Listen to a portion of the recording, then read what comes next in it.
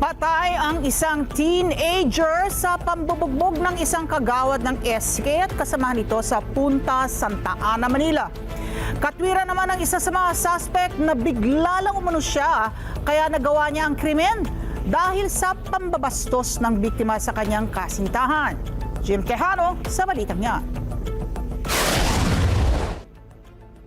Hindi matanggap ngayon ng pamilya Ortillo ang sinapit ng kanilang kaanak matapos pagtulungang bugbugin ng isang SK kagawad at kasama nitong sinasabing anak ng isang opisyal ng barangay sa Punta Santa Ana, Manila. Ang simpleng pangarap ng biktima, tila mababaw na lang sa limot dahil sa insidente. Tapos yung isang lalaki na 18 years old, yung matangkad na kulot,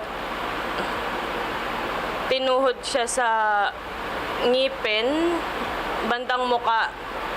Doon na bumulag tayong anak ko.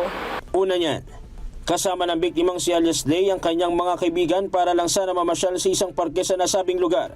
Pero ang plano ng grupo tila napalitan ng malagim na trahedya. Nagsimula po yung konting away po muna, ayon po sa nagkwento. Ayon po dun sa SK Kagawad na nagsabi, binastos po daw yung kanyang girlfriend. Ayon naman po dun sa grupo, hindi naman po daw. So nagkaroon ng girian, yun po. Yung nagkaroon po ng girian, pumunta na po yung ilang grupo ng kabataan dito po sa harapan ng barangay. Sa CCTV video kita na nagkumpulan ng grupo ng mga kabataan kasama ang biktima sa harap ng barangay. Na ayon sa barangay, itinulog nila ang unang panggugulpi ng SK Kagawad sa isa pa nilang kaibigan na naiwan sa lugar. Maya-maya, bigla na lang lumusot sa isang bakuran ng sospek at bigla na lang nitong sinapak ang biktima. Nakalayo naman ang biktima pero sinundan pa din ito ng sospek hanggang sa corner sa isang tindahan malapit sa barangay. Natigil naman po yung away. So bumalik po yung biktima dito po sa harapan ng barangay after po nung konting girian na yon. Tapos po, hindi ko po alam kung ano po pumasok sa tuktok ng SK Kagawad.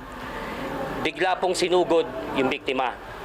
Isang tanod po na naka-red at saka isang SK Kagawad at kasalukuyan pong bibili po sa tindahan, yung isa pong tanod namin, nasakto po, napaawat na din po. Nasa sa autopsy niya is traumatic head injury. Sobrang sakit. Gusto kong bumawi. Kung ano nangyari sa anak ko, ganun yung gusto kong mangyari sa mga gumawa sa anak ko.